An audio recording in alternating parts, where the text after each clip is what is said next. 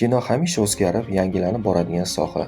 Bugun siz bilan zamonaviy kinematografiyadagi eng dolzarb trendlarni ko'rib chiqamiz. Tayyor bo'lsangiz, boshladik. AI va CGI kino sanoatida inqilob qilmoqda. Bugungi kunda sun'iy intellekt yordamida aktyorlarni yoshartirish, butunlay raqamli personajlar yaratish va hatto ssenariy yozish ham mumkin. Endi kinolarni ko'rish uchun kinoteatrga borish shart emas.